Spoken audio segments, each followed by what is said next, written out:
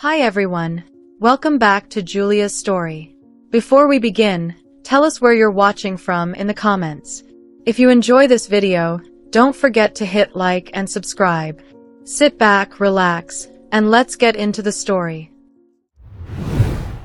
By midnight, the diner smells like oranges and old coffee, the kind that sits warm and steady on a back burner and promises survival more than taste.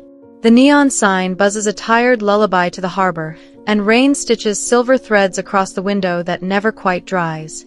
My feet ache in a friendly way, a map of every step I took for people who needed extra syrup and someone to remember their names.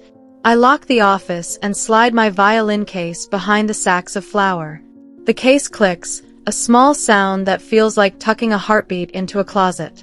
I tell myself I am just protecting the wood from damp air. The truer thing is softer. Some days I am not brave enough to look at the girl who used to live inside that instrument, the one who ran arpeggios before breakfast and believed scholarships were bridges that never collapse.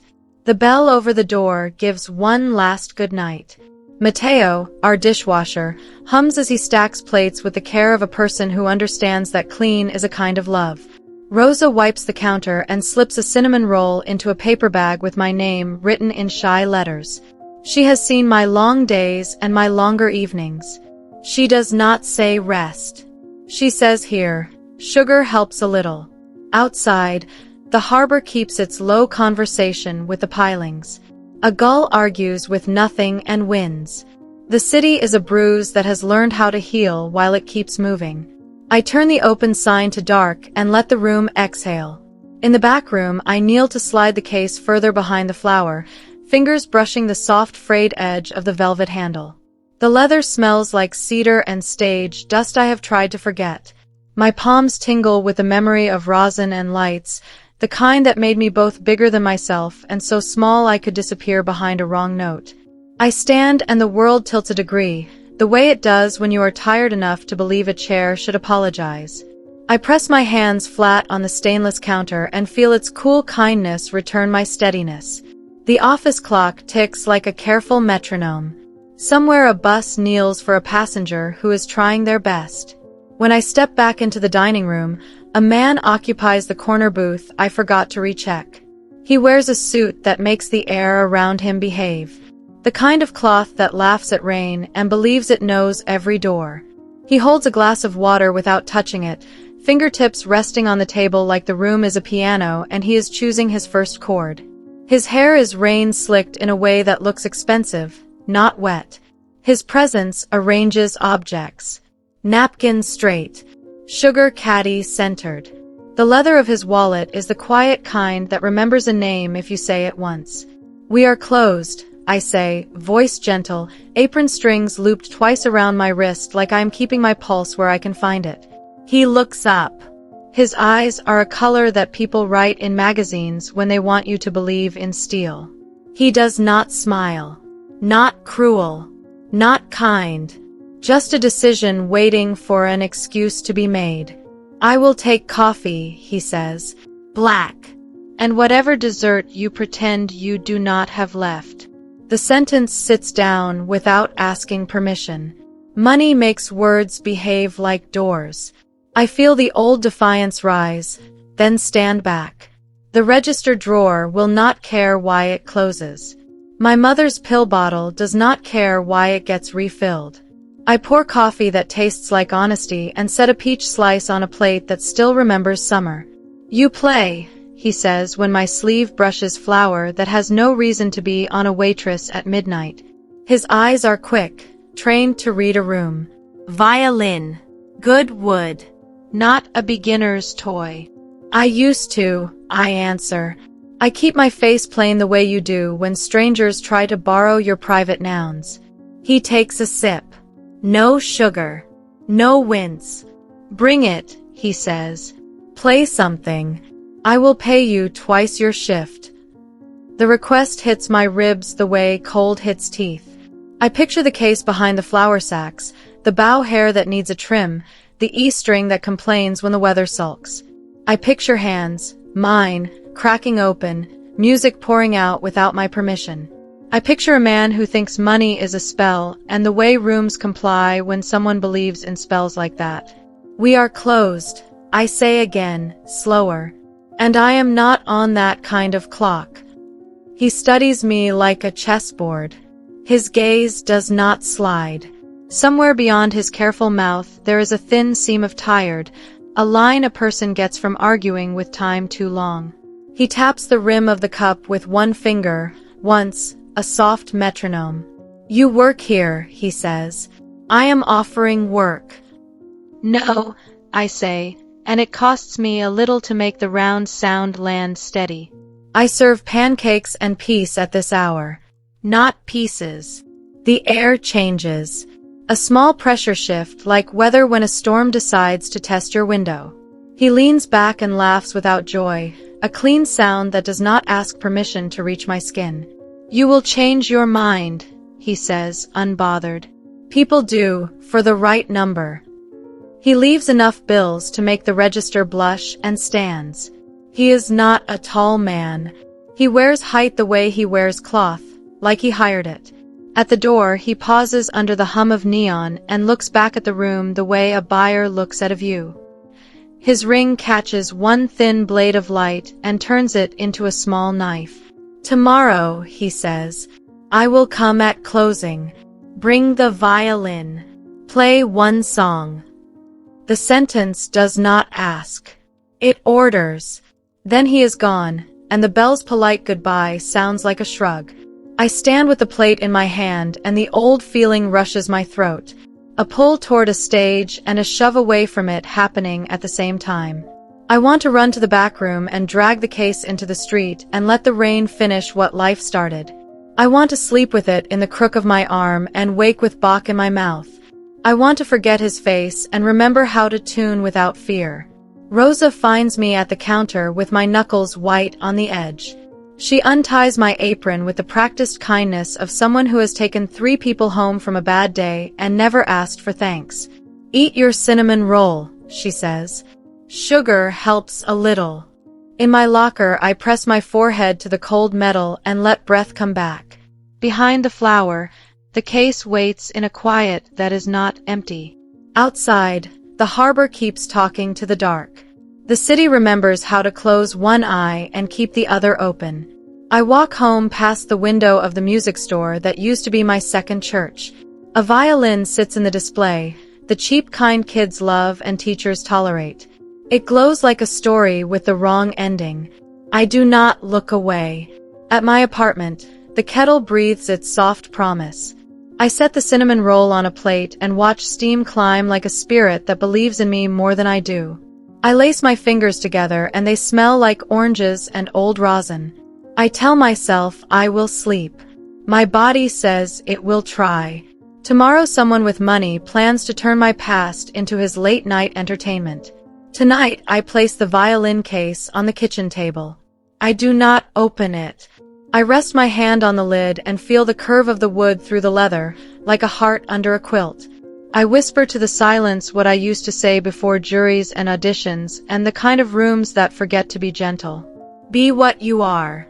I will try to be, too. The rain keeps sowing. The city turns once and sighs. I leave the case closed and the light on. I choose sleep with my shoes off, ready to stand if I need to. Morning crawls in with thin light and the smell of bleach. I stack cups and let the dishwasher hiss itself brave.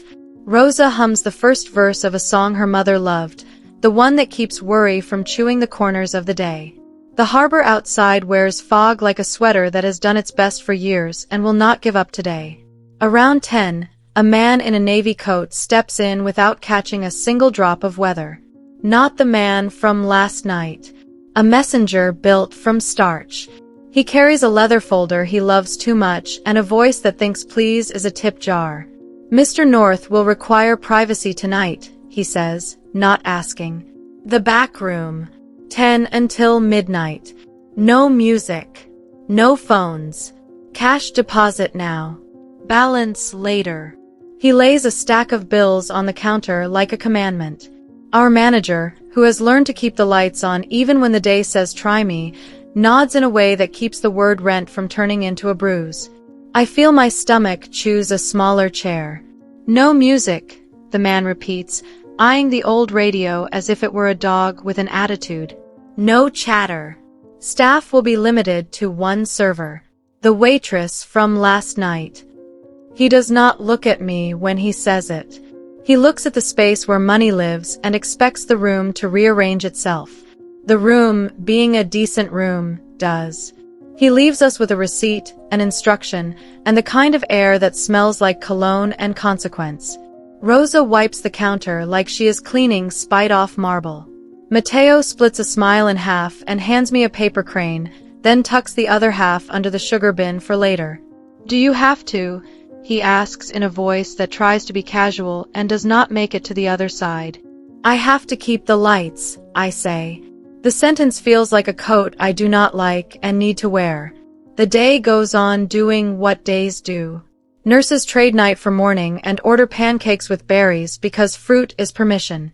A fisherman argues with a gull through the window and loses with dignity. An old couple shares one plate and spends more time talking to each other than chewing. I let the small kindnesses sit on my bones until they feel like armor. Around 8, the back room becomes a stage that hates the idea. We pull the blinds 3/4 of the way down as requested. We push 2 small tables together and cover the seam with a cloth that remembers better days. The air grows obedient. Rosa sets out a plate of white napkins as if we are preparing to operate on a salad. Our manager places the reservation card where a name should be and writes Mr. on it like a shield. At 9:50, he arrives. He brings weather with him that decides our room needs another temperature. He is the kind of neat that suggests his clothes have a schedule. The ring on his right hand catches our neon and turns it into a straight line across the knuckle scar I noticed last night. The effect is a small, precise flash. His eyes collect details the way some people collect stamps. He does not smile. He verifies. "Turn the radio off," he says. "It cheapens the room." Rosa has already silenced it. He says it anyway. He places his wallet on the table in a deliberate way people use when they want you to know they can afford to be careless. He sits where the wall keeps his back and the doorway keeps his eyes satisfied. I bring water. He does not thank me. He does not need to. His silence behaves like a word. "The room," he says, looking past me at the shadow of chairs beyond the door. "Empty it." Our manager clears her throat and rounds up the last 2 customers by the window with a gentle wave that says grace and a wink that says come back tomorrow when the world behaves. The bell does its polite farewell twice. The room shrinks to the size of the man and me. He studies the tablecloth, finds a flaw in the weave, decides to forgive it, then changes his mind. "Another cloth," he says. "Smooth. A napkin will do, I think." He does not want that kind of suggestion. I fetch another cloth. I pull it straight. He watches the way my hand smooths fabric as if he did not expect the motion to be so calm. "Menu," he says. "We have soup and kindness," I say, straight-faced. "And a pie that thinks it is the best part of the day." He does not laugh, but the corner of his mouth moves half a degree. "Soup. No garnish. Bread warmed, not toasted. Butter that has decided to be soft." I bring what he asked for and set it down like I am serving an ordinary person. He removes the garnish I did not add. He cuts the bread in neat quarters as if trying to get the night to make sense by symmetry. The spoon makes one quiet sound against the bowl and then quiets. I stand at a careful distance because some men think proximity is permission. He does not notice distance. He notices results. "Why are you here?" he asks without looking up.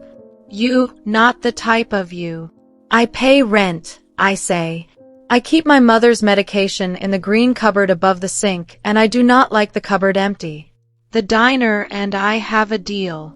He sets the spoon down. "You look like someone who almost went somewhere," he says. "I did," I answer. "Then I went somewhere else." He lets the idea land without poking it to see if it is true. The silence has weight, but not cruelty yet. He eats with the concentration of a man who believes he can force a stomach to behave by staring it into agreement. When he finishes, he folds the napkin into a square and sets it on the plate with the precision of a person who wants a little order after a day that did not keep its promises. "Coffee," he says. "Black." I bring it. He wraps his fingers around the mug like a man holding a small fire he believes he has earned. He stares at the door to the kitchen, the one with a chipped corner and a strip of tape from last winter's draft. His eyes flick to the back hallway where the office sits, a rectangle of low light, a door with a lock that sticks if you do not ask it nicely. "Play," he says. No preamble. No please. Just the word he intends to live in this room like it pays rent. "I serve 2 things here," I say, voice steady. "Food and quiet. Music is not on the clock." He watches me, not surprised, not offended, as if cataloging a new species of no. He leans back and lets the chair vote on his posture. The chair does not object. "I could make this easy," he says, softer, which does not make it kind. "I could offer an amount that salves conscience and proves everyone right about who I am. Or I could say I will leave and I will not leave. Instead, I will remind you of the truth. You want to play. You are afraid of who listens." His words find bone. They do not break it. They press. I keep my voice low so I can hear it. "You want to own a sound," I say. "You are afraid of silence because it does not obey you." His eyes sharpen half a notch. He almost smiles again and decides not to award me that much. "You will bring the violin," he says. "You will play 1 song. Tonight, if possible. Tomorrow, if you insist. I will pay you the difference between your rent and your dignity. You will take the part you can live with, and I will take the rest." The sentence is a leash disguised as a choice. My stomach lifts and drops like a boat that did not see a wake coming. Behind the kitchen door, Rosa bangs a pan harder than the pan deserves. Out front, a gull pecks the neon and loses. He stands without pushing the chair back. The table learns how to have less air. He leaves cash that would cover 3 months and a winter coat. He tucks another fold of bills under the salt as if he is testing gravity with money. He does not look at it. He looks at me, and the look is a contract he believes I will sign by showing up. "Tomorrow," he says, "after close." He turns to go and pauses by the counter, scanning the room with a single greedy glance. His gaze lands on the back hallway again and lingers exactly the length of a heartbeat. The office door wears its lock like a tired grin. Behind flour sacks, a case remembers a girl I have not let into this room in years. The hair on my arm lifts as if the weather is standing too close. He reaches into his coat and lays a card on the edge of the counter. A plain card. A number that will ring a phone that lives in a pocket sewn into power. He taps it once with the ring. The small nick in the metal catches a shard of light and throws it into the space between us like a sliver of something you could cut rope with if you chose. "Do not be late," he says, and leaves the way some people leave church. Certain God heard them. The door sighs shut. The room exhales what it was holding. Rosa emerges from the kitchen with a dish towel like a flag and a face that looks like she would fight a storm if it spoke to me in that tone again. "You do not have to," she says. We can tell him the oven exploded in a way that frightened insurance. Mateo peeks around the corner with soap up to his wrists and eyes like a puppy learning about thunder. "We could hide the violin at my cousin's," he offers. He has a shelf behind his birds that no one ever looks at. I breathe in bleach and oranges and stubbornness. I breathe out a sentence I will have to live with. "I will not be dragged," I say. "I will walk where I choose to walk, or I will not go." I take the card and slide it under the sugar bin. I lock the office with my key and listen to the door answer like it still knows my hand. I do not touch the violin. I do not have to. It is loud already. inside the part of me that remembers standing under lights and making a room inhale. At home, the apartment looks the way it always looks when the day has tried to rearrange me. Small. Honest. The kettle does its best impression of comfort. On the table, the violin case waits with the patience of trees. I lay my palm on the lid and the curve under the leather answers. Warm from the room. Cool from the night. A little alive. I think about the man who ordered silence and told me to fill it. I think about money as a door you can walk through and still lose yourself on the other side. I think about my mother's pills on their green shelf and the number of days they promise if I am responsible. I say a sentence quietly to the ceiling so the room can hold me to it later. If I play, it will be my song. If I refuse, it will be my whole voice. The city rolls its shoulders and chooses a slower song. I place the card inside a book I do not plan to read tonight. I turn off the light and lie down with my hands flat on the quilt, palms open, as if I am showing the dark that I am not hiding anything. Tomorrow carries itself like a bow across a string that has not learned my name in a while. I will decide when the lights come up. He came 5 minutes before closing, early enough to feel like he owned time. The bell gave its little polite ring and then decided it was outmatched. Mr. North moved through the room like a hand smoothing a wrinkle that did not ask for help. Rosa turned the radio knob all the way left. Mateo sank into the dish pit till only the tops of his ears showed, as if soap could hide a person. "We're closing," I said, same tone I use for weather. "Not a fight. A fact." "Good," he answered. "Then there will be no audience." Our manager unlocked the back room and set water on the table like a peace offering. He did not look at her. He looked at me. The gaze was not hungry.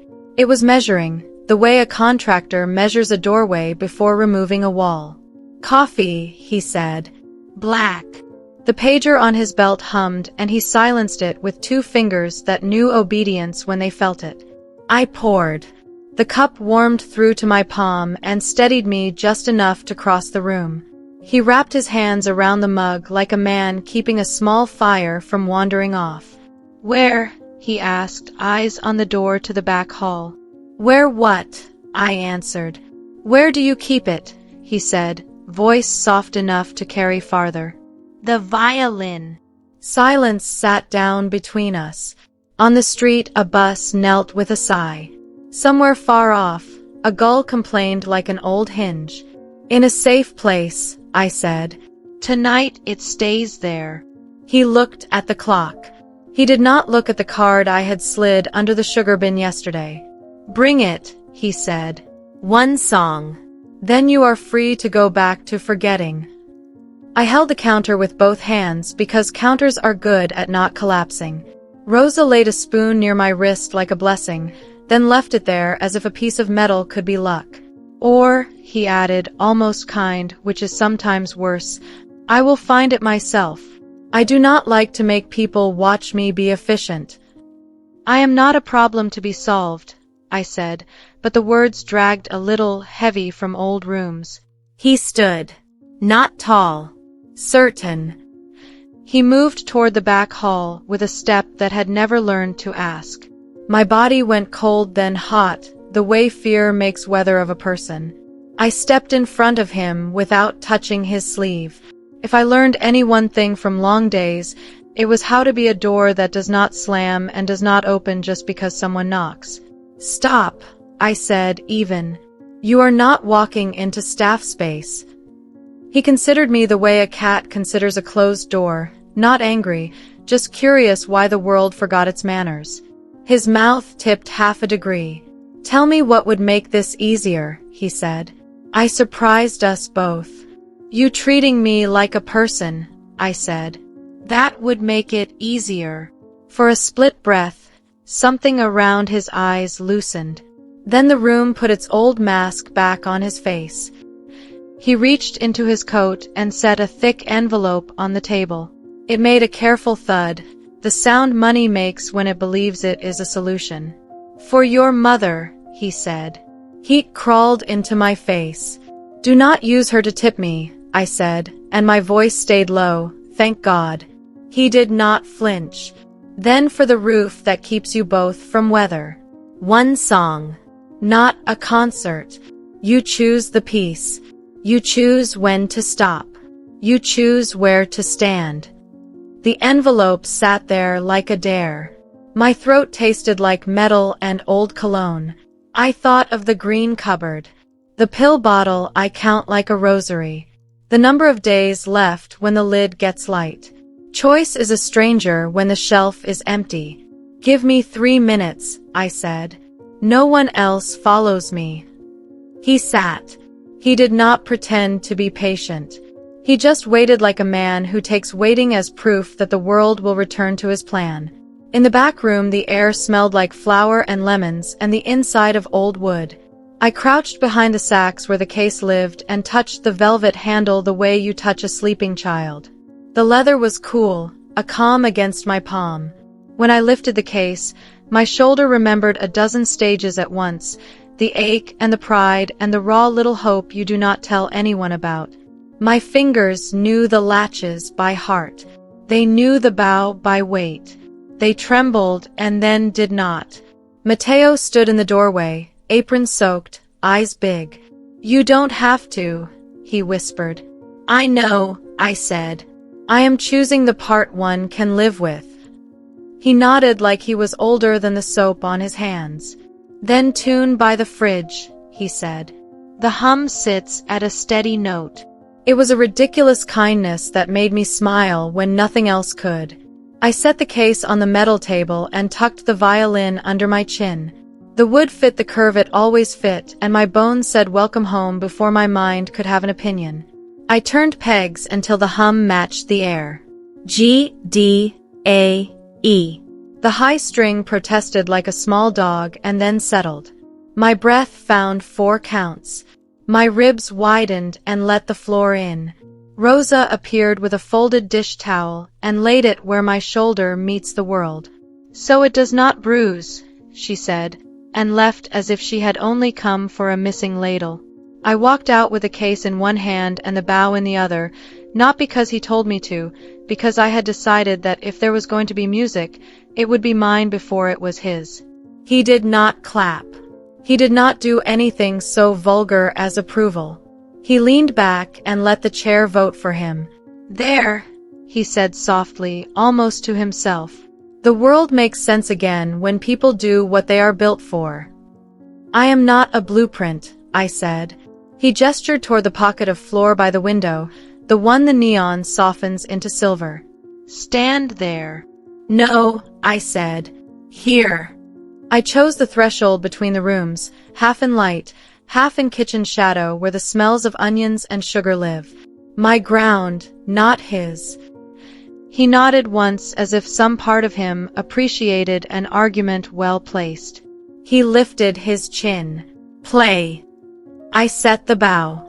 My hand shook once, a small earthquake under skin. I chose a piece with a long breath at the start, the kind that makes a room remember it has lungs. I drew the first inch of sound, and the note came out like a clean line drawn by someone who knows how to forgive their hand for being human. Louder, he said. I stopped. The end of the bow hung in air, like a question that deserved better than a command.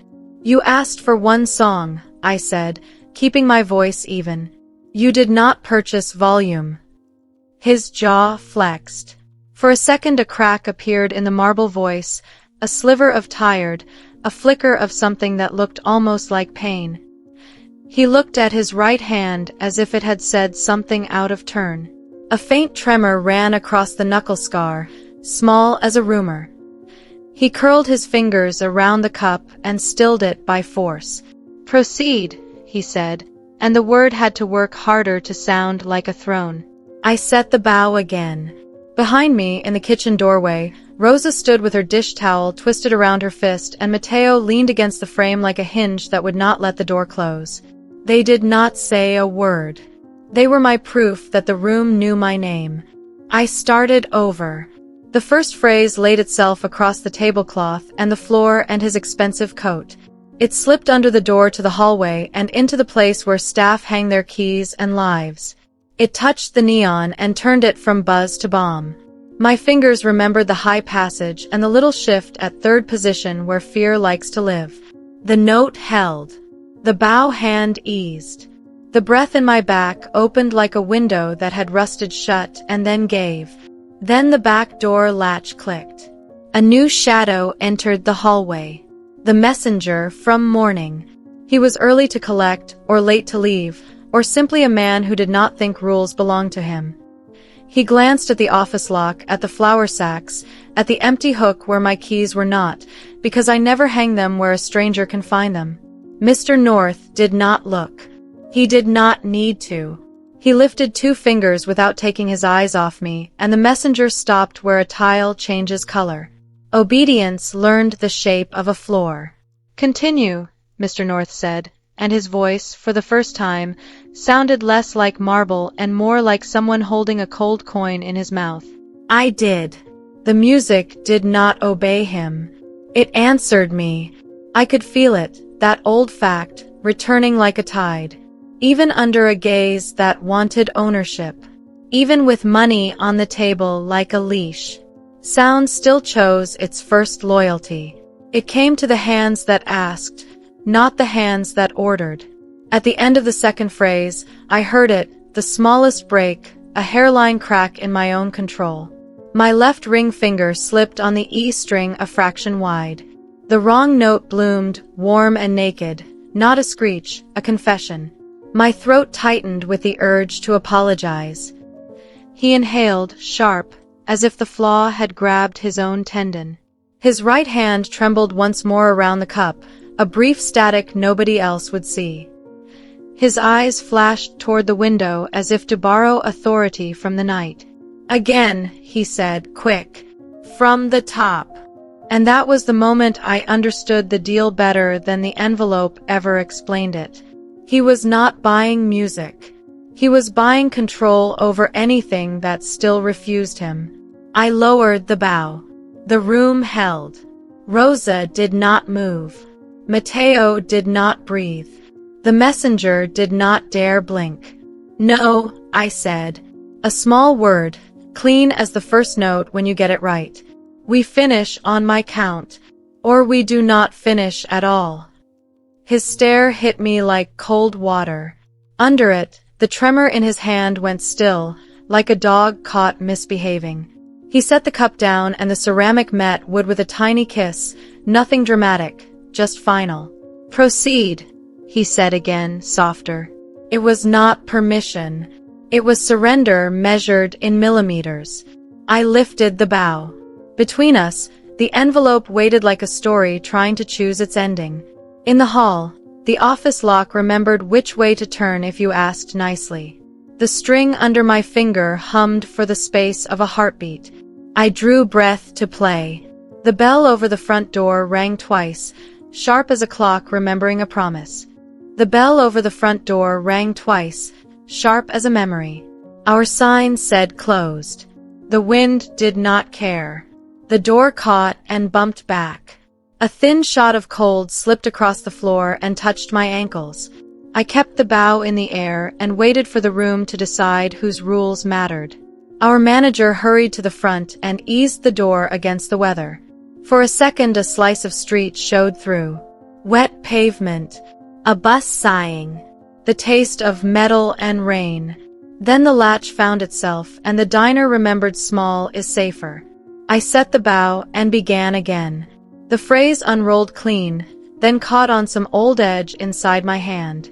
It was small, the catch, a thread snag on a nail you cannot see, but I felt the whole past tug. The bone memory of a conservatory hallway with shoes that squeak and a judge who never blinked. A rehearsal room that smelled like dust and sweat, and a teacher tapping the stand with a pencil whenever my wrist tried to do something human. Louder, he would say, as if volume could turn fear into technique. Again, as if a life were a loop. My ring finger missed by a hair. Warm wrong note, not a shriek. A confession. It filled the room just enough to say, I am still here. The sound found the old bruise under my ribs and pressed. He heard it. Of course he did. People like him are trained to hear a flaw at a distance and call it fate. His eyes flashed to the window for authority and then back to me. Again, he said, quick. The word came like a ruler against a desk. I lowered the bow. Breath in, breath out.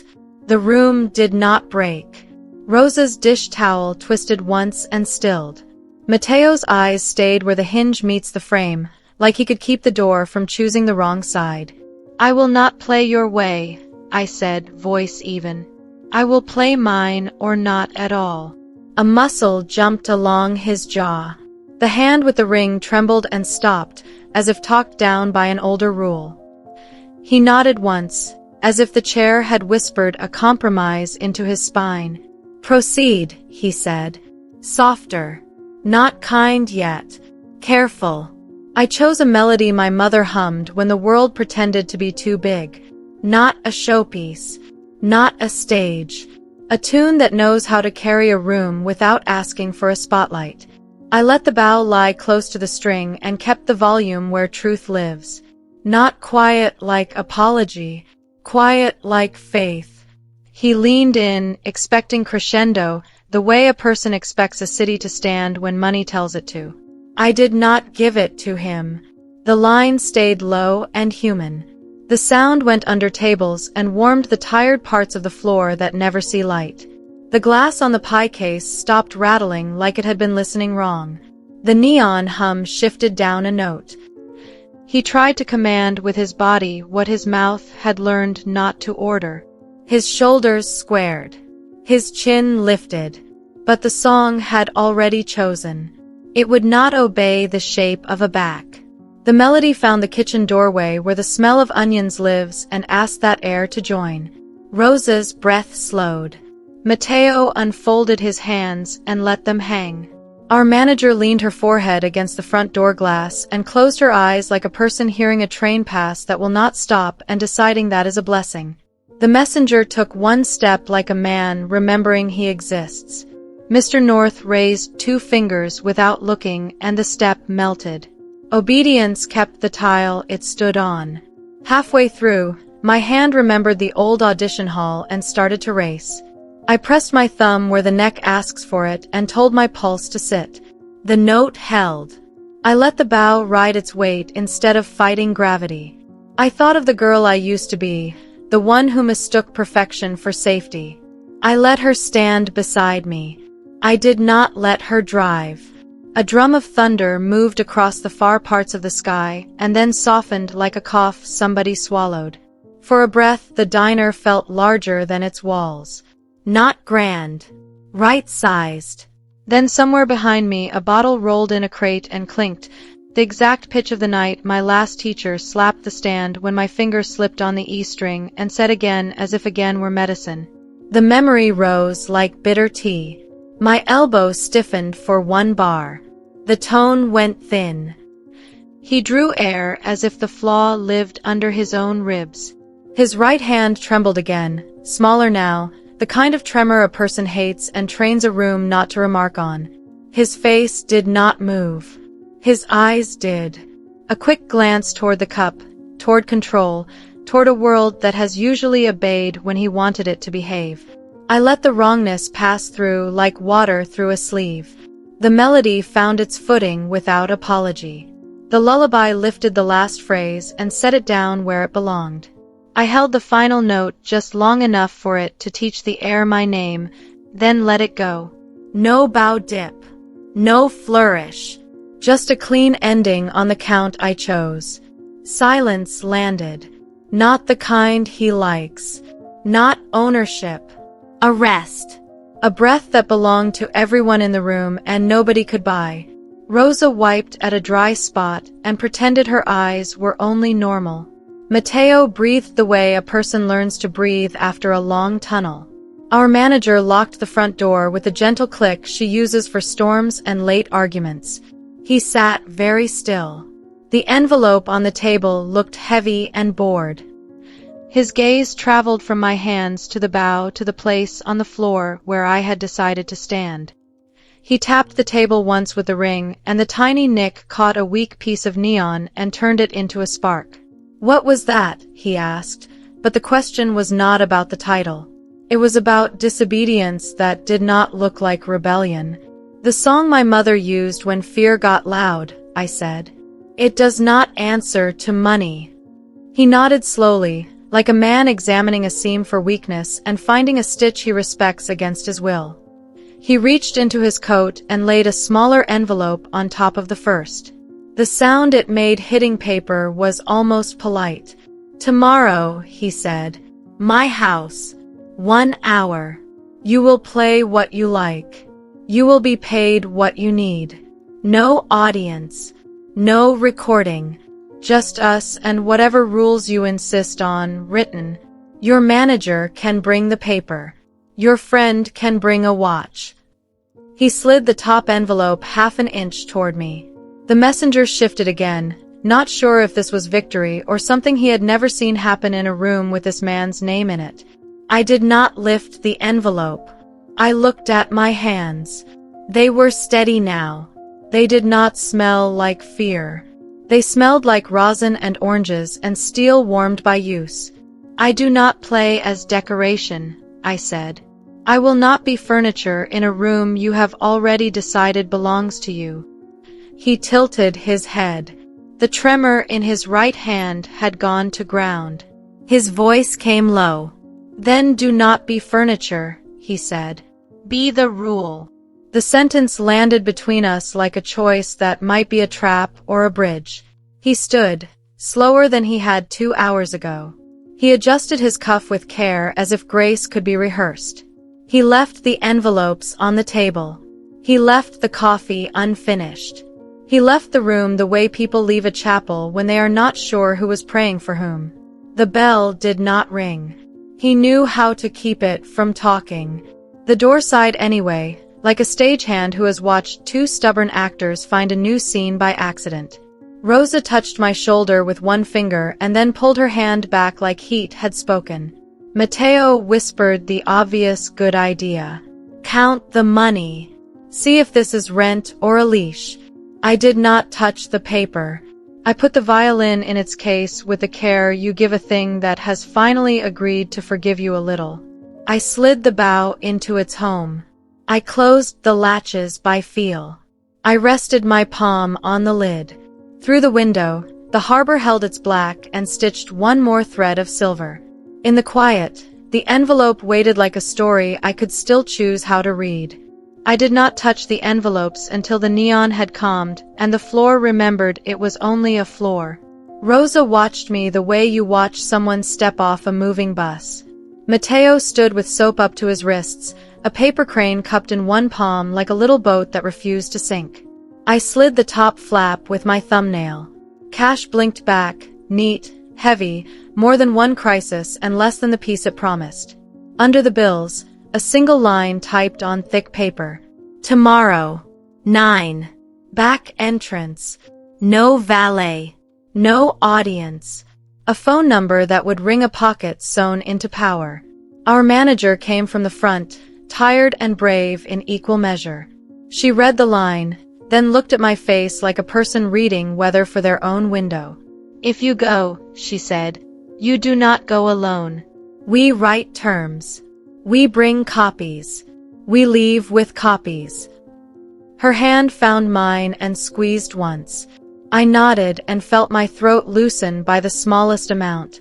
We closed the diner like we were tucking in a stubborn child.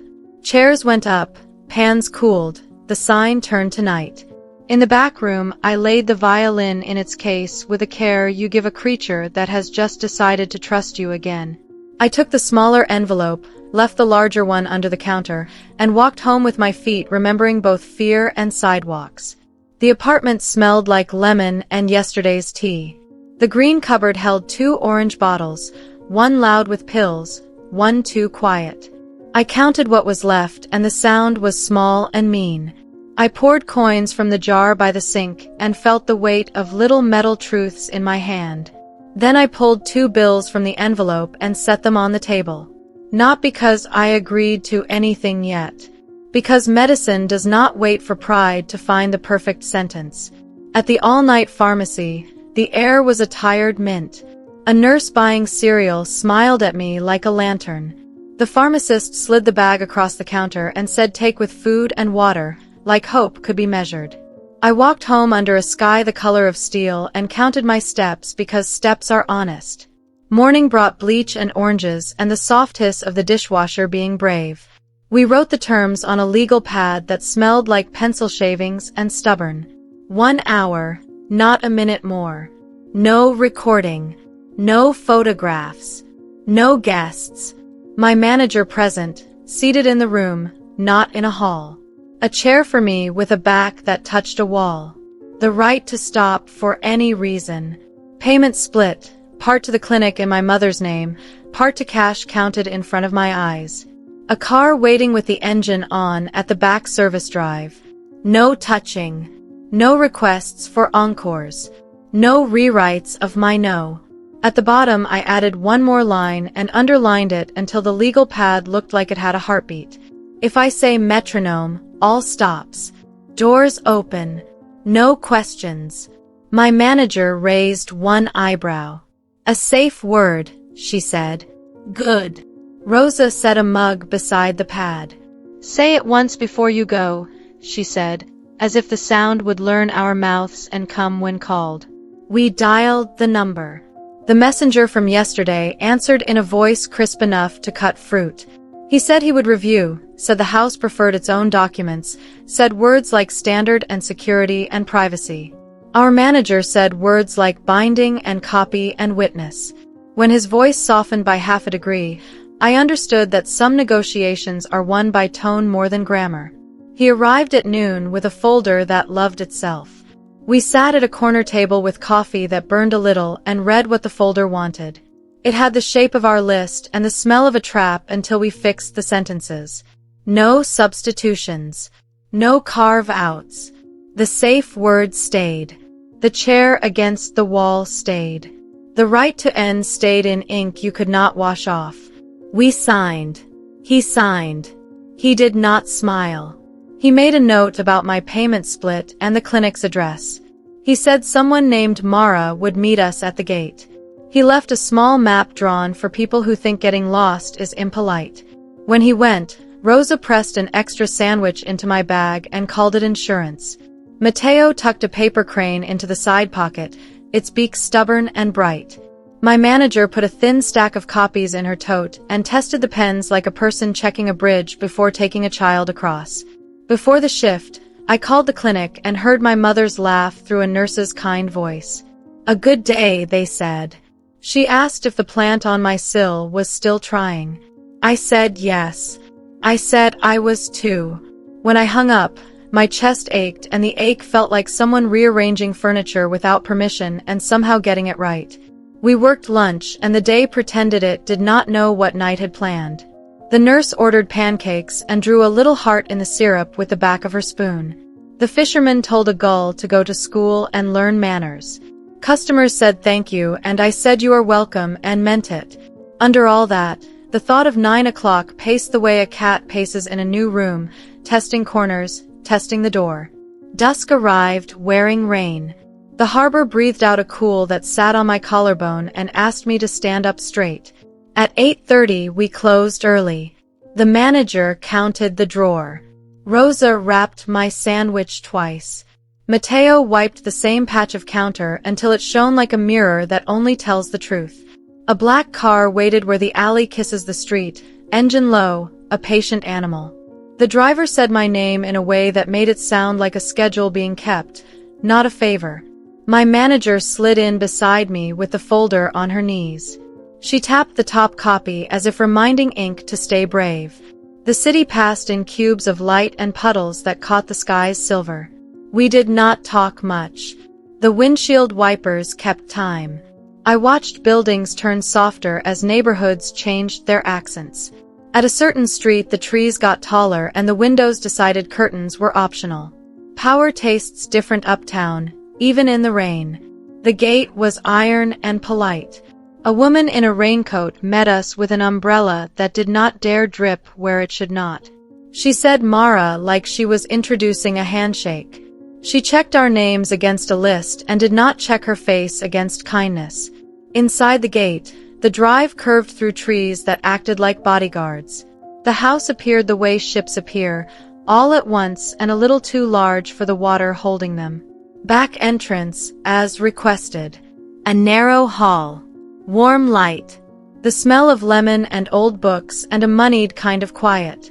Mara led us through rooms that wore their art like it was a friend, not a prize. She stopped at a door that had already decided it was important. Inside, a salon, not big, lined with shelves and low lamps, a rug that could remember 40 winters and still forgive shoes. The chair I had asked for sat with its back to a wall, and the table beside it held water and nothing else. My manager sat where we had placed her. She set the folder on her lap and lifted the top page as if she were testing the air. I unpacked the violin and let the wood taste the room. I tuned with my ear against the breath of the heating vent because all houses hum and I needed to borrow this one's note. He entered without announcement. No theatrical pause. No clearing of the throat. A man walking into his own room. The ring flashed once, small. He nodded to my manager. He nodded to me. He did not offer a hand. Good. I had none to spare. Begin when ready, he said. My manager stood, with the contract in her palm. Before we begin, she answered, we acknowledge the terms. No recording. No audience. 1 hour. Stop at the safe word. He did not look bored. He looked measured. Yes. What is the word? Mara asked, pen poised as if a syllable can be notarized. Metronome, I said. The room held it once, then let it set in like a nail driven just enough. He gestured toward the wall clock as if confirming allies. We will keep time, he said, and his voice did not yet know it would have to learn a new meaning for that. I lifted the bow and felt the string give me that first speaking vibration, a language older than this carpet and this paint and the idea that money can buy the right to be moved. Outside, rain pushed its knuckles gently across the window. The hour sat in front of me like a long road. I drew the first note. The sound left the wood, crossed the rug, and climbed the air near his shoulder. He did not move. He listened the way a closed door listens when it is deciding if it will be kind. 2 minutes in, the clock ticked a bit louder than it needed to. 5 minutes in, his hand trembled and remembered not to. 10 minutes in, the room changed size, not by much, just enough to hold a bit more truth without creaking. I could feel the whole deal inside my chest, the hurt and the help wrestling like brothers. I could feel the line we drew in ink humming under my feet like a low wire. I could feel a word waiting near my tongue, not to be used, only to be ready, the way a person keeps a key in the same pocket every day. Metronome. Not a threat. A promise. The hour tilted its face toward us. The rain found a soft place on the glass. His eyes dropped, for a heartbeat, to a worn spot on the rug the exact size of a person who once paced this room so often the pattern remembered them. And I kept playing, while the part of me that has learned to read storms counted the seconds between light and thunder and waited for the room to tell me which it had decided to be. Rain wrote soft lines down the tall window while the room learned my breath. I kept the melody plain, the way truth wears its shirt. No frills. A tone you could drink when your throat was tired. The wall clock clicked in patient quarters. My manager sat with her folder open like a quiet lighthouse. Mara stood near the door, hands clasped at her waist, eyes on a point that let us all be human without making a scene of it. At 7 minutes, his shoulders dropped 1 notch. At 12, the ring on his right hand tapped once, then stilled as if it remembered itself. At 15, the tremor returned, a small shiver under skin, crossing the scar on his knuckle like weather. He anchored the cup with his left palm. He did not hide the shake.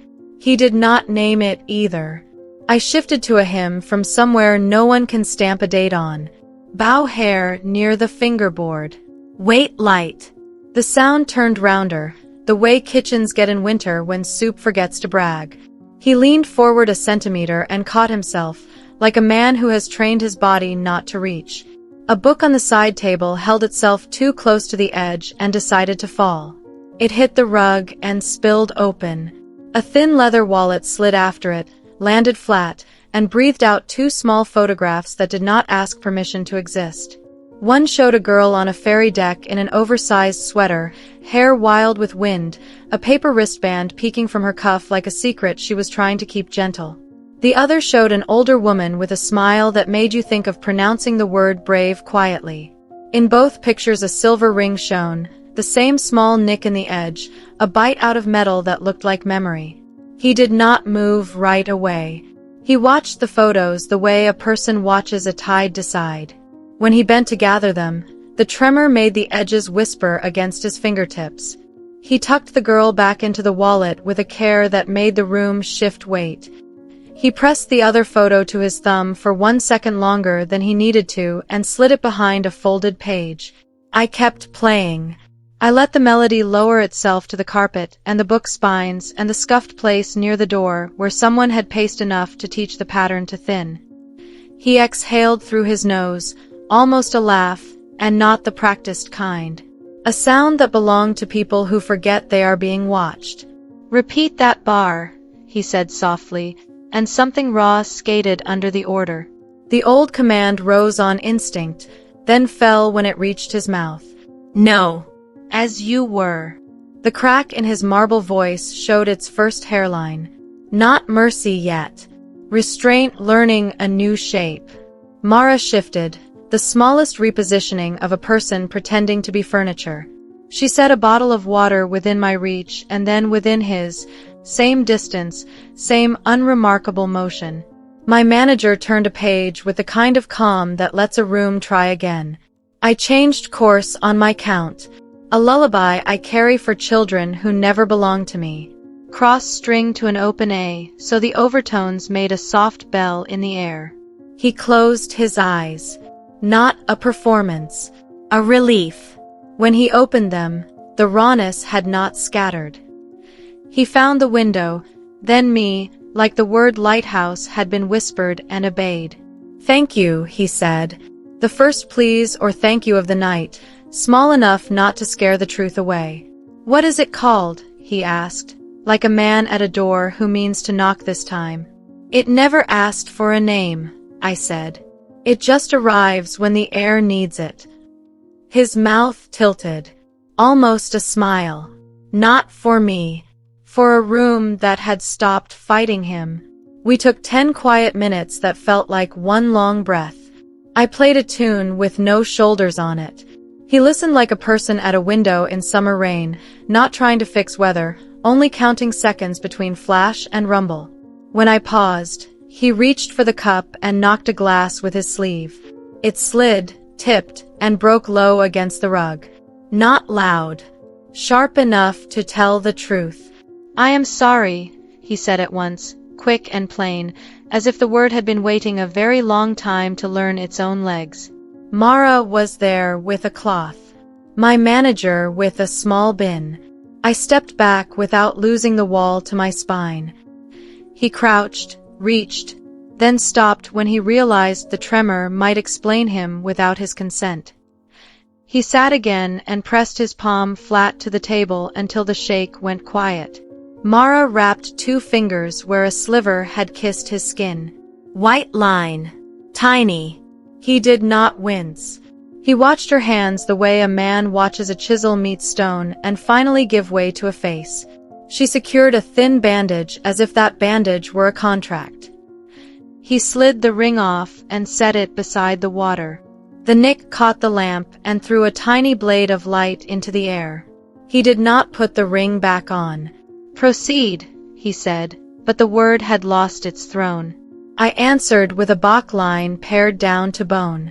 No vanity. No vibrato. Mercy without decoration. The kind of simple that costs more to do than anyone admits. He leaned his head against the chair back and closed his eyes again. Something unarmored crossed his face and left it softer. Minutes learned to behave. The clock did not need to be watched. With 5 to spare, a distant phone buzzed from the hall, thought better, and stopped. He drew breath like a man coming up from a dive. He opened his eyes and let them rest where my hands met the instrument, then on my face, then on the contract in my manager's lap. "Tomorrow there is a dinner," he said, careful. "Patrons. A string quartet cancelled. They want glass and chandeliers and the feeling of being briefly forgiven. I will only ask once. Come. Under the same terms. We add bodies, not eyes.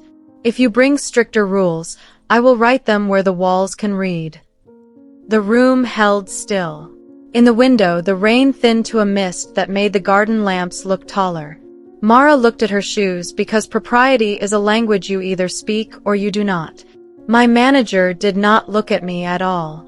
She watched the clock, and then the page, and then the space between us for the first sign of weather. "I hear the ask," I said. "I hear the risk." He nodded. "I will not shout at the music," he said. "If anything breaks, it will not be you." His right hand reached for the ring, paused, and did not lift it.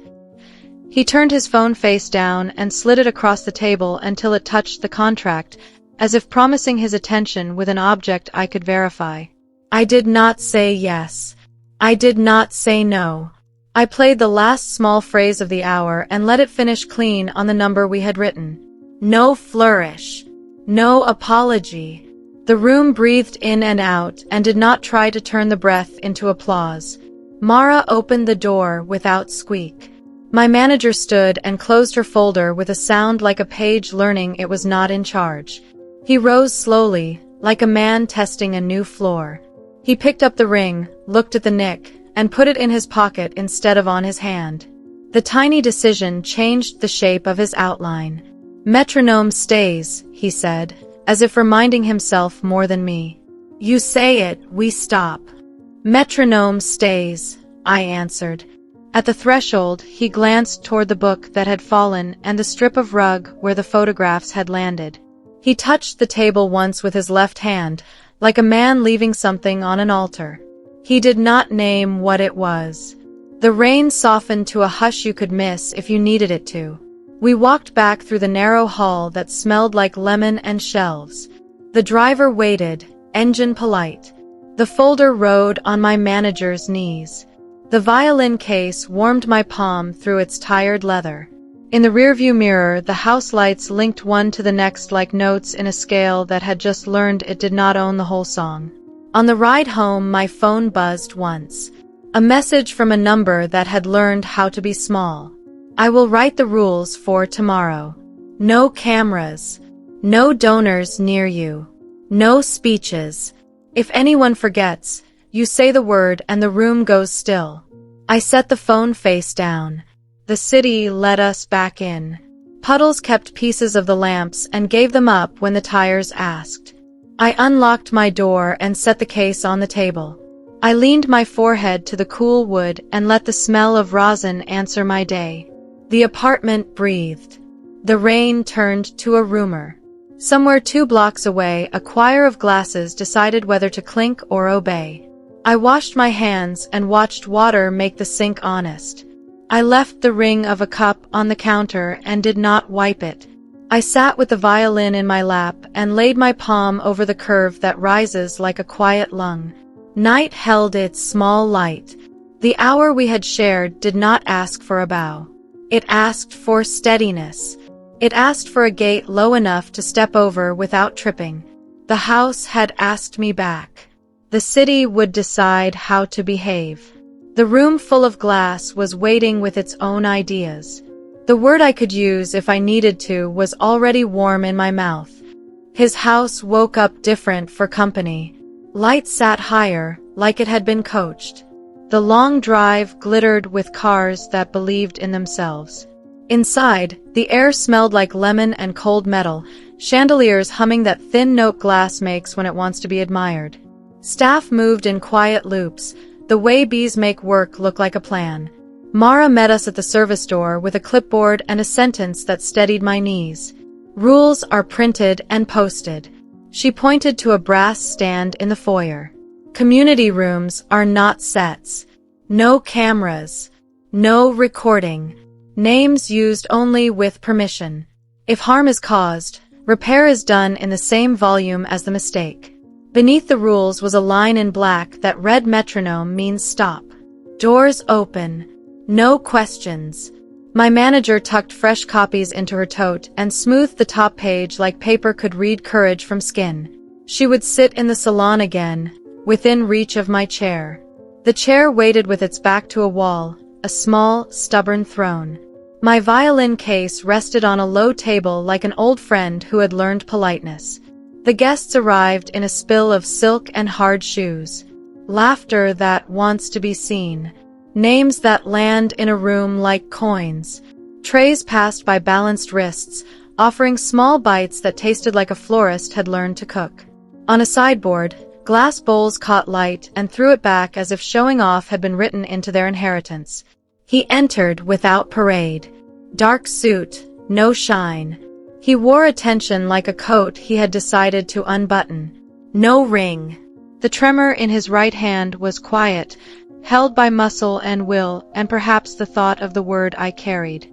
When he reached me in the corner of the salon, his voice lived at a volume that left dignity in the air. Thank you for coming. Same terms, same word. His eyes flicked to the wall where the notice stood, then to my manager, then back to me. He nodded once, as if signing a line he could not later deny.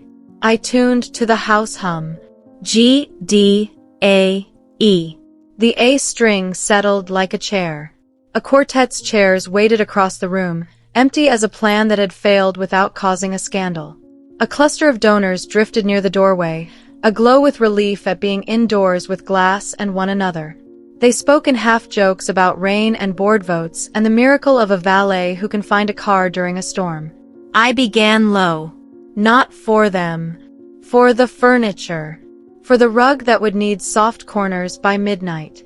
For the staff who have to stand pretending their ankles never ask for mercy. The melody gathered itself under the talk the way a creek gathers under ferns. People turned a degree toward it without remembering they had moved. He kept his distance, a good distance, his attention angled but not claiming. Then the room shifted in that way rooms do when someone with a new idea forgets to read the posted sign. A woman with a pressed smile and a clutch that hit a phone like a smuggled bird slid through the donors. She had a handler's way of never being in the way until it mattered. Our delightful violinist, she said, voice pitched to Carrie, and there was the tiny crime, the attempt to turn a person into atmosphere with a word meant to be sweet. Eyes lifted. Bodies pivoted. A man raised a small camera like a toy and tested its appetite for our rules. He was at her side in 3 steps, faster than his public voice would have guessed. No names, he said, low, almost kind, a hand held out flat to intercept the lens. The handler laughed the way people laugh when they are used to not being corrected. Just one picture for the foundation website, she said. No faces, only the feeling. Her thumb found the screen. The lens opened a fraction, dumb and hungry. The old reflex rose in him. The one that says rooms exist to be arranged, and he is the one to arrange them. He lifted a hand as if to make an introduction, as if to offer me like a proof of his taste. The words gathered at his mouth. Our violinist, his began. Metronome, I said. I did not raise my voice. I did not apologize. I let the word sit where it belonged. The first chair of the room. Everything stopped and showed me whether it had read the sign. Mara moved like a hinge oiled for this exact moment. Doors opened to air that did not perform. The camera lowered because it had been told what to do. The handler's smile did not flicker, but her hand went behind her clutch and I heard the small, decent click of a phone being powered down. The donors turned back toward their own conversations, some with relief, some with small, private irritation, all of them obeying the rule that made the room safer than a headline. He stood perfectly still, a man learning how to be smaller on command. The tremor in his right hand started to speak, then thought better. He looked at me, not through me, as if taking instruction from the person with the bow was a skill he could practice and not a humiliation he had to hide. I broke the silence with a single note, clean as a compass. Then another. Then the line a mother hums to steady small lungs. The talk returned in a lower key. Plates made their gentle clink. Rain negotiated with the glass.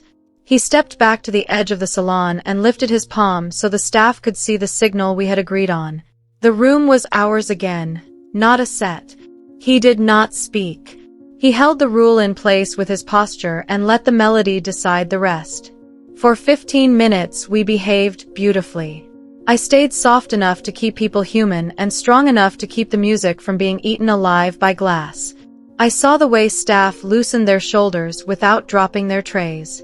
I caught Mara's eye and she tilted her head a breath toward the print on the wall, like we had given the house a spine and it was enjoying standing upright. Then the weather remembered it had opinions. Thunder stitched a low seam under the talk. The lights did the faintest kneel, that small curtsy electricity makes when it wants to be dramatic and chooses dignity instead. People murmured the word storm with the kind of smile they put on when they want to be seen not minding. He lifted a hand toward the facilities manager in the hall and got a nod only a staff language understands. I moved to a piece with steady pulse, something that could be mistaken for simple and would keep everyone's breathing from sprinting if the glass decided it was tired. The bow found a weight that kept the room on the ground. A donor whispered lovely, and for once the word did not act like a chain. Then a different tremor ran through the air. Not lights, not weather. His right hand shivered once, sharp, traveling the length of his forearm like a wire had been plucked. The cup he had not meant to pick up slipped a half-inch and tapped the table. He caught it with his left, this time with a softness that kept the china from tattling. What he could not control made a small decision in front of people he needed to keep believing in the myth of his steadiness. I saw his jaw consider clenching and choose not to. I saw his eyes find the posted words on the wall and then me, and I watched him decide, in the full view of donors and glass and handlers, to look away from power and toward instruction. "Do you need me to stop?" I asked without words, slowing the phrase to give him space to answer. He shook his head a fraction. "No, not yet."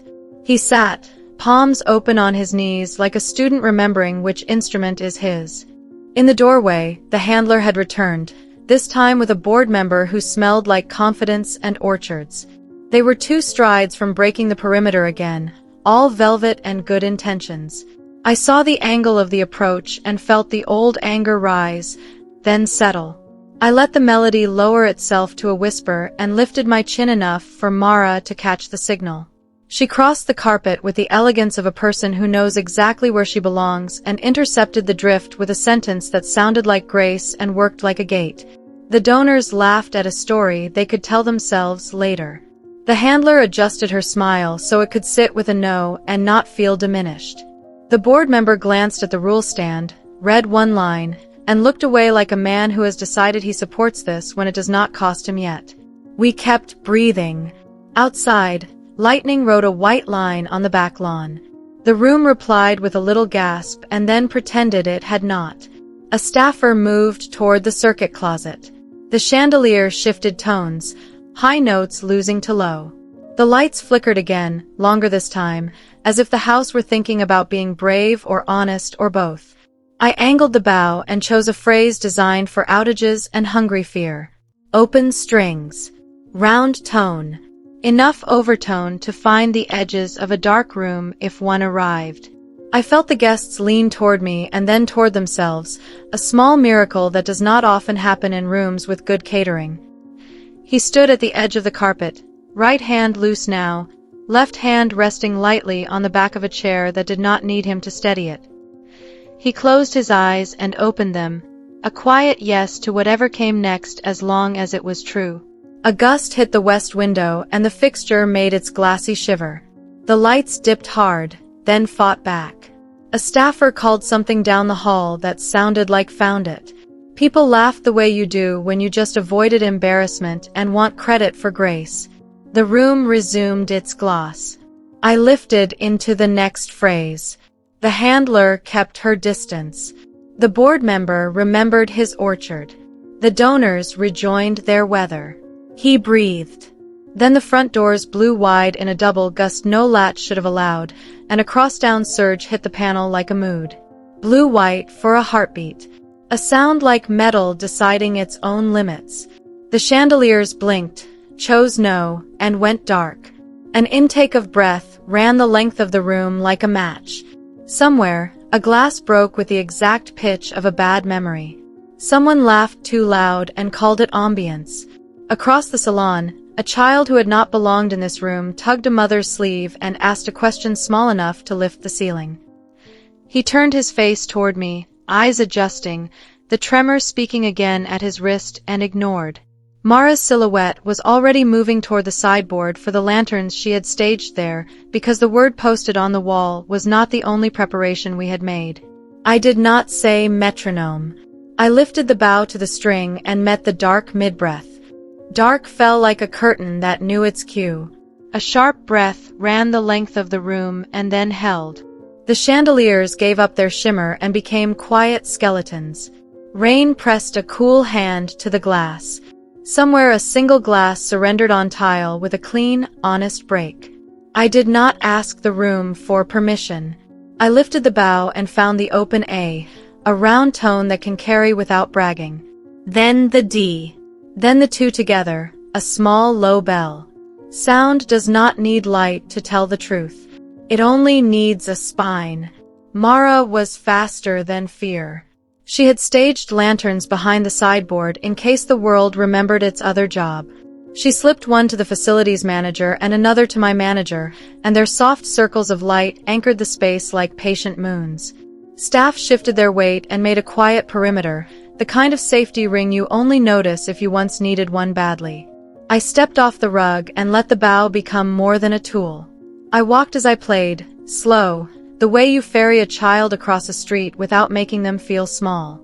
The melody threaded between silks and hard shoes.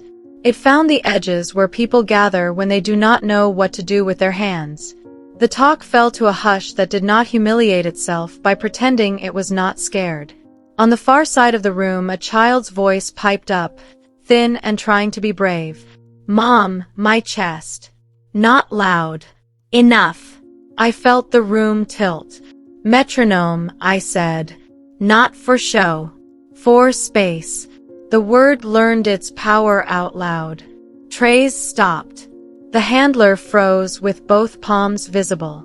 Donors stepped back without stepping on anyone. The dark did not get an audience. It got room to be solved. He was already moving. Not the old fast made for cameras. A human quick. He crossed the carpet with his left hand lifted so the staff could read the plan in the bones of his arm. The right shook once, a small lightning, and he ignored it the way you ignore rain when you carry someone else's umbrella. He reached the mother and child and dropped to a knee like a man who knows a knee is a good place for a person in trouble to find your eyes. "Inhaler," he said, voice low. "Blue bag. Sideboard. Now." Mara was there before the now finished landing, pulling zippers with the speed of a person who has been trained by need, not protocol. My manager set one lantern near their faces, warm as a small kitchen in winter. Light kissed the child's knuckles. The bow kept time at my shoulder, a steady pulse to pace panic against. He cupped the child's hand over the device and let her do the breath herself. "Too slow. Wait. 2 more." His left palm steadied her small back. His mouth did not untie speeches. He counted inside his chest, a human metronome learning humility. Around us, the handler turned into a person who could hold a door. A board member adjusted a lantern so it aimed at the floor instead of the ceiling because floors trip. Donors remembered indoor voices that children trust. Staff guarded the edges without announcing that is what they were doing. Glass stopped trying to be the main character.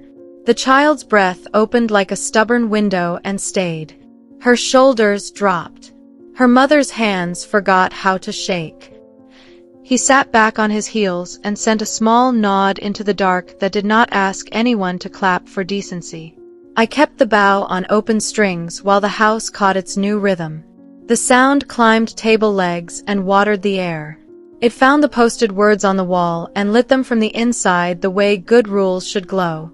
Someone at the door wanted to announce a generator and a menu and the miracle of canapes without light. Mara met them halfway with a sentence that sounded like a courtesy and meant do it, but do it softly. The ring of staff widened and thinned and widened again, a tide that knows its job.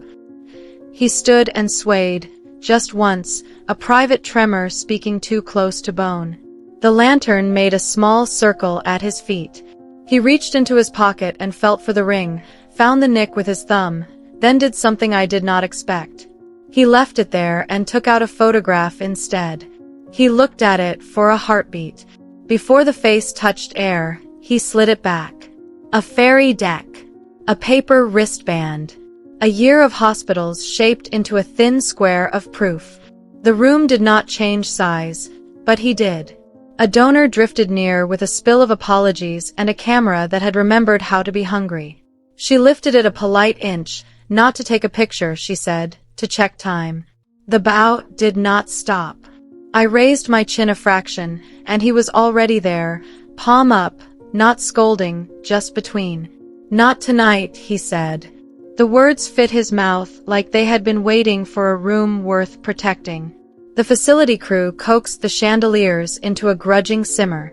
The dark pulled back like a tide that knew it would be back to check our manners. People laughed the way you laugh when your body insists on proving it is still a loud joy. The child took a sip of water and showed me 2 fingers that meant okay, and I believed her, because children are the best auditors. I let the melody lift to the edge of the room. Not louder. Wider. The bow drew a bridge from the corner where fear had been sitting to the doorway where staff were keeping count. On it we carried ourselves one at a time without getting wet. Shoes that cost more than rent found their way across without even knowing they had done something honest. He stepped to the edge of the carpet again, this time not as master, not quite as guest. He looked at me and did not try to thank me in front of anyone. He flattened his palm and dropped it, the signal we had invented for ground again. I nodded. We were, at least for now. And then another small thing chose to tell the truth. His right hand began to shake like it had opinions older than charm. Not the quick shiver he could shut down with will. A steady insistence that traveled from wrist to knuckle and back. He gripped nothing and breathed like a man who had finally learned loud breath is not a sin. He glanced at the rules on the stand, the line where metronome lives, and then at me, a question without panic. Do you need the word? My left hand asked by staying still. No, his throat answered without talking. But do not leave too much silence where pity might try to pull up a chair. So I did the only thing that did not turn into theater. I walked the bow closer, still playing, until he and I and the lantern made a triangle no camera would think to steal. The melody shifted into a small rhythm, steady as steps on a porch. He matched it with his breath. In, 2, out, 2. His hand listened. It did not obey instantly. Hands with history never do.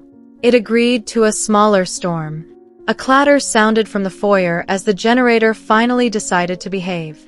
Light crept up the stems of the chandeliers like ivy finding old stone. Faces returned. Glass remembered its manners. The child tucked her inhaler into a pocket with a practiced grace that told me this was not the first time her chest had tried to be a drum.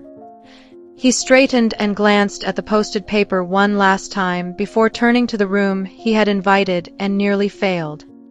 He did not clap his hands for attention. He did not perform calm. He lifted his chin a degree and said thank you, quiet, to the staff who had kept the room from eating itself, and they accepted it as currency, not charity. The handler appeared again, chastened into personhood. Mara took her phone and handed it back off, powered down. The board member found his orchard in a story that fit inside his lungs and told it to a woman who needed something normal to hold. I finished the line I had started in the dark and let the last note land where the carpet meets the wood. No flourish. No bow. I tucked the violin under my arm the way you carry a sleeping child you do not want to wake. He stepped toward me and stopped with room to breathe left between us. His eyes carried a film of tired that had nothing to do with late hours. It looked like the residue of holding control in both hands for too many years, and the ache of putting it down, even for a minute, even for mercy. Thank you, he said. Not for the donors. For the child. For me. For a room that had learned, in one black breath, who it belonged to. I nodded. The safe words still lived warm in my mouth. The bow still felt like a bridge. He looked at my manager and then at the hallway that led away from glass and into tile and lemon and the kind of light that forgives. Would you join me in the kitchen? He asked. There is a table there that does not lie. I glanced at the room we had just kept from turning itself into a picture. I felt the paper copy of our rules against my ribs. I looked at my manager. She gathered her folder and stood like a person who trusts the floor in the next room because we had just made the current one honest.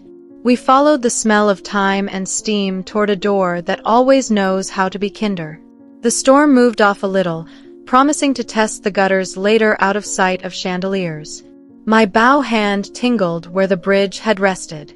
The talk in the salon rose again in a voice that would brag later about weather and somehow forget the best part. In the kitchen, metal breathed out heat, and the lemon cut the air clean. He waited at a table that had seen more truth than the ballroom ever would. He set his phone face down and slid the contract beside it like a pledge. His right hand trembled once on the wood and then settled because wood is good at reminding hands what they are for. He nodded toward a chair that touched a wall. I sat. He sat. The door side shut like it wanted to hear this too. The kitchen held a better kind of light. Stainless steel breathed heat. Lemon cut the air clean. The table was old enough to have stories and flat enough to take a pen. He set his phone face down and slid our contract beside it like a pledge. My manager sat where she could reach my sleeve without making a scene of it. Mara poured water that tasted like snow and stood near the door, spine saying staff and heart saying witness. He did not begin with a speech. He looked at my bow hand first, the faint groove on my thumb where wood and work leave their small moons. Then at the chair back against the wall, as if appreciating geometry that stays honest. His right hand trembled once against the wood. He let it. He did not hide it under cleverness. I will pay exactly as agreed, he said, voice low enough to leave dignity in the air. Half to your clinic today. Half to you, counted, no envelope theater. If more is needed, say it in a sentence, not a hint. My manager slid a pen to the edge of the table. Receipts, she said. Names spelled correctly. No photos. He nodded and wrote the kind of numbers that make a bank blink and a nurse breathe easier. He turned the paper so we could read the ink. No flourish. No tease. He rested the pen and took a breath that sounded like a door opening without creak. I was not kind, he said, about the first ask. I wanted to make silence do what I wanted. I used money as a lever because it always worked. It did not work on you. Good. I did not let the moment become a bow to generosity. This is not penance, I said. It is payment for labor and the harm of a wrong ask. The cost of the hour includes the cost of being forced to hold your gaze while you tested power. His mouth tilted in a way that was not a smile. Agreed, he said. Write it. She did, longhand that made ink look like a promise. He looked at his right hand as if meeting it for the first time. The tremor traced the scar and faded back like a tide that knows the shoreline is not a suggestion. I was taught to win by tightening, he said. I am learning to lose by loosening. The tremor helps. I hate it. It helps anyway. He slid the ring from his pocket and set it between us.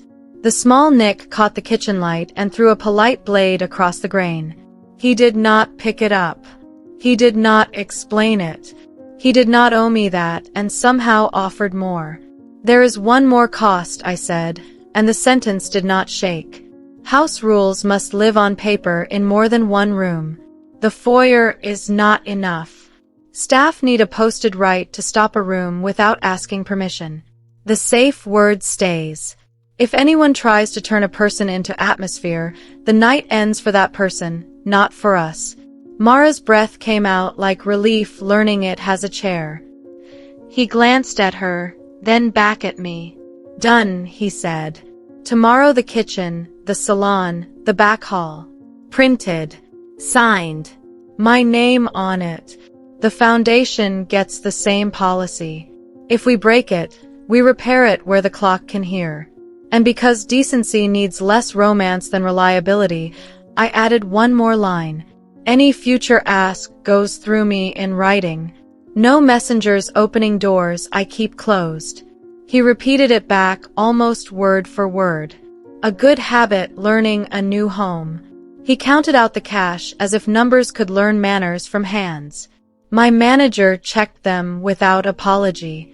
He called the clinic from the table and gave my mother's name to a voice that knows more about grace than most boards. The transfer went through with a little sound from his phone that tried to be cheerful and failed. Good, he said, to no one and everyone at once. He poured water for me like we were equals in thirst and let the silence work. Kitchens know how to use it. I watched his shoulders not ask for a new shape. I watched his eyes not try to tell a story I did not order. Tell me the one rule I will forget first, he said, and he leaned back as if ready to be corrected in public. You will think kindness is noise, I said. That you need to speak softer to be gentle. Sometimes you will. Tonight you learned a different thing. You can be gentler by stepping in front of harm and saying no in a voice that carries. Practice both. He looked toward the corridor that led back to glass and donors and sugar disguised as philanthropy. His jaw unclenched a degree that made him look younger and less interesting and therefore better. I will practice both, he said. Write that too. Mara set a plate on the table. 2 slices of bread, still warm. Butter that had decided to be soft. She set knives within reach, equal distance, then stepped away like an altar has a perimeter. He laughed once without trying to make it sound like a brand. Eat, she said. People argue better when their sugar knows its job. We ate like humans, not symbols. Crust, then crumb. The butter made a small shine on the knife, a kindness that did not need a speech. When the plate was empty, he wiped the table with his palm the way men do when they are about to say a thing they should not outsource. There is a story about a fairy, he said, and stopped because names are expensive. A girl who kept her paper wristband because proof helps sometimes. The night a hospital taught me what control cannot fix. I have been shouting at silence ever since. You made me pay attention to listening that does not humiliate the room. The picture on the rug in the salon flickered in the corner of my mind. I did not ask him to finish. The kitchen did not push. The story stayed behind his teeth, which is sometimes the only safe place a story has. I folded the contract and touched the edge to set the crease. I looked at my manager and she looked at the clock, and we were both grateful for objects that do not pretend to be more than they are. He traced the underlined safe word once with the pad of his left index finger, a man learning Braille in a language he thought he spoke. Before we go back in, he said, one last detail. Your work will not show up in any speech later, not even as a parable. If I need to talk about tonight to make a point, I will swallow the point instead.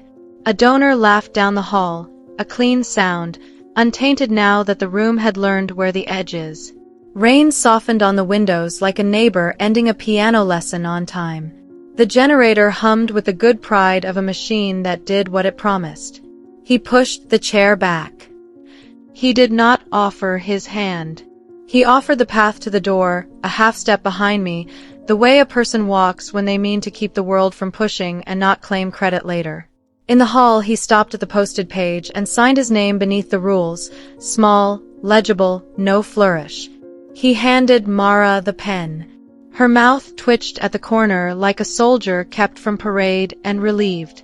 At the salon threshold, he looked at me as if asking without performance.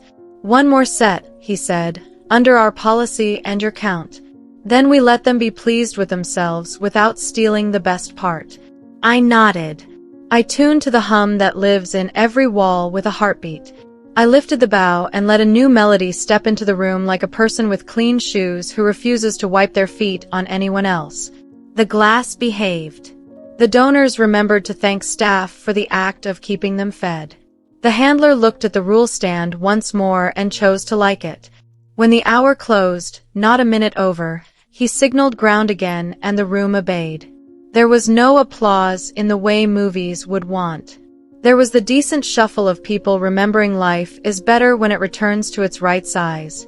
He stayed back while we packed the instrument and counted the last small bills and signed the duplicate copy without sighing. At the service door, where lemon gives way to wet night, he paused. He did not fill the pause. He lifted 2 fingers in a quiet salute, not to me, not only, to the word on the page, to the staff ring that had held, to the cost that had been named and paid where it could be checked. In the car, my manager rested her head on the glass and smiled like a tired captain who brought a small boat across without losing anyone over the side. The city slid by in puddles and soft light. I set the violin on my lap and felt the curve through the case as if the wood were a living lung. My phone buzzed once. No vanity. No noise. 3 lines. Saw a child find her breath without a camera asking for proof. Learned that the room is safer when the person with the bow decides the tempo. Showed up in the kitchen and put the rule in ink. I did not reply. I let the words sit face down on my thigh like a receipt I would file later. Outside, gutter water made its low river toward grates that have kept secrets for decades. The meter in the dash counted blocks in a soft glow. The night loosened its shoulders. At home, the apartment smelled like lemon and relief. I set the case on the table and left my palm on it long enough to feel it answer. I took the copy of the rule and taped it inside my cupboard where the rice and the steady things live.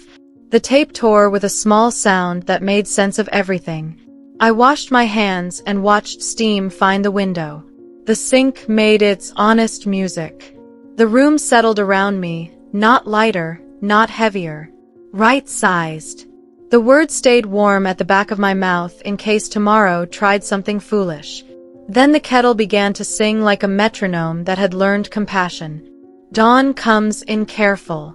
The window over my sink fogs, then clears. The kettle hums like a quiet promise that knows its lane. My violin case sits on the table, closed, warm where the sun finds it.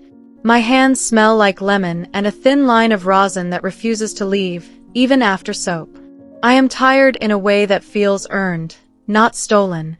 The room holds still and lets me breathe without bargaining. At the diner, the neon is soft, almost shy. I tape a fresh copy of our rule inside the cupboard with the steady things. Community rooms are not sets. Names by consent. If harm is caused, repair is done in the same volume as the mistake. Under the words, I draw the smallest lighthouse, a short beam that keeps to its own business. Rosa sees it and smiles at the toaster like she is in on the plan. Mateo slides a paper crane into the sugar, beak up like it understands right and wrong. Before we flip the sign, a plain envelope slips under the door with the ease of a habit becoming muscle. Inside, a single sheet, stamped paid. Half to the clinic in my mother's name. A note in a small hand. I recognize now that money has stopped trying to act like a voice. Policies posted in kitchen, salon, and staff hall. Signed where the clock can hear. Another line. The foundation adopts the same rule starting today. No names without consent. If we forget, we repair it where the city can see. I lay the paper on the counter and feel the Formica tell me it is real enough to put coffee on. He comes at daybreak the way a tide keeps its appointment. No ring. No entourage.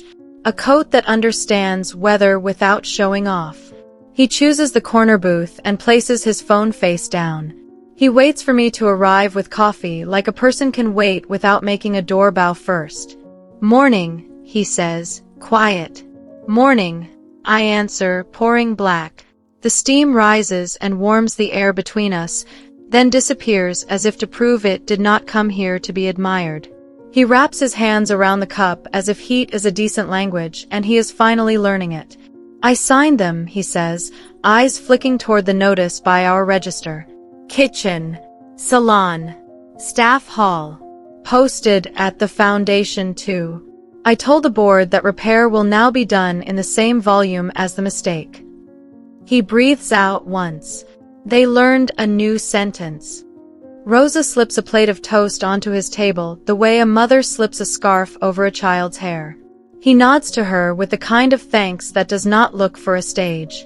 Mateo refills water with his careful boy hands and does not stare when the tremor in Mr. North's right hand touches the rim before deciding it is not in charge today.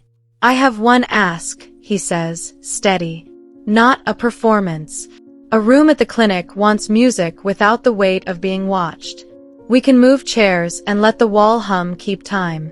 If you choose no, the room will be fine." The sentence lands without pressure. I do not rush it. I watch morning put its small light on the napkin he folds into a square.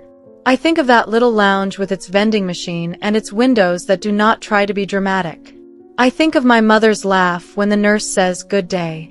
I say yes in my chest and let my mouth catch up only when the word fits. "I will come on my afternoon off," I say. "I will bring short songs that do not ask for applause." He nods and writes nothing down. He does not need to ask a handler to confirm. He does not need a photo to prove he meant it. He takes a piece of toast and eats it like fuel, not symbolism. The bell rings once, polite. A man with a camera case steps in and already looks sorry. He holds his hands up, palms out, as if the rule could read them like letters. "No camera today," he says to the air and to me, and to whatever part of himself has learned. He orders coffee and pays before it arrives. He sits by the window and looks out at the harbor like glass finally remembered how to behave. Two teenagers slide into a booth and practice speaking care in the language of fries. The nurse folds a napkin sail and floats it in her child's chocolate milk like a ceremony that does not need a chapel. The fisherman tells the gull at the window to go to school and forgets to be angry when it refuses. The room decides to be decent without a speech. That is the right kind of miracle. He finishes the toast and leaves cash pressed flat so the math does not have to climb. He stands and keeps distance, a respectful space that lets dignity breathe. "Thank you for last night," he says, and then, because practice makes a person better, adds, "Thank you for stopping the room when it tried to turn a person into furniture." "Thank you for letting it stop," I say. "That was the lesson." He looks at the lighthouse I drew under the cupboard rule, and the smile he gives is the kind people do not stage. He nods to Rosa. He nods to Mateo. He touches the bell with 2 fingers, gentle, and chooses the side street. The door sighs closed, happy to be ordinary again. I carry the copy of the policy to the back and tape another one by the time clock. I press my palm along the edge until the adhesive warms and agrees. When I pull my hand away, the print stays, flat, like it belongs here and always will. The day keeps its shape. The work returns like a friend who calls before coming by. I wipe a counter that does not need it. I stack plates with the rhythm that lets my chest drop an inch. I take exactly 3 minutes to lean my hip to the sink and eat the slice of pear Rosa pushes over without looking at me, because her kindness is built to survive being ignored and prefers not to be. My phone buzzes under the register. 3 lines. Saw staff read a posted rule and stand taller. Learned that silence can be gentle when it is chosen, not imposed. Showed up to say thank you where stainless steel and lemon live. I do not answer right away. I let the words sit like sea glass in a bowl. Not precious. Not trash. Useful, if you remember what it was for before waves made it smooth. Mid-afternoon, the clinic's lounge smells like disinfectant and hope with its shoes off. Chairs scrape honest. A child plays with a plastic horse that has lost one ear and no pride. I sit by a radiator that clanks like a choir clearing its throat. I tune to the room's small hum and play the shortest song I know for good weather. Heads lift, then lower. A nurse closes her eyes for 10 slow seconds and opens them newer. No one claps. Someone says thank you like an exhale you can lean on. I finish on the count I choose and pack the violin while the vending machine considers generosity. Evening finds me on the bench by the harbor, wood damp and trustworthy. The lamppost hums. Boats breathe. I take the copy of the clinic receipt from my pocket and press it flat with my palm. I say my mother's name without making a show of it. The wind answers like a person who understands exactly how much comfort is allowed to give, and gives that, no more. At home I set the violin case on the table and leave my hand on it until the curve lifts my palm. I tape a small rule to the inside of my cupboard where the rice and steady things live. Keep the small things steady. Repair in the same volume as the mistake. Be the rule that makes rooms kinder than they were yesterday. Night comes in easy. I boil water and watch steam write soft lines on the window and vanish. The plant on the sill looks more alive than it has any right to be. The apartment breathes. The city turns once and sighs. If I ever need the word again, it will arrive warm in my mouth without fanfare. If I do not, it will wait like a lantern in a closet, ready without asking for credit. A man who once ordered silence learned to listen. A room that could have swallowed a child chose to open instead. A diner remembered it is a good place to practice decency until it feels like habit. Hope is not loud tonight. It is a cup set down without clatter. It is a sign taped level where people can see it and pretend they always knew. It is a bow case closed with care and a key turned in a lock that decides you belong. It is the soft lift in a chest that has done its work and still wants to try again tomorrow. I turn off the light and leave the kitchen in a kindness I can walk back into. The rule on the cupboard holds its corner. The violin keeps its breath. The harbor outside knocks once, then rests.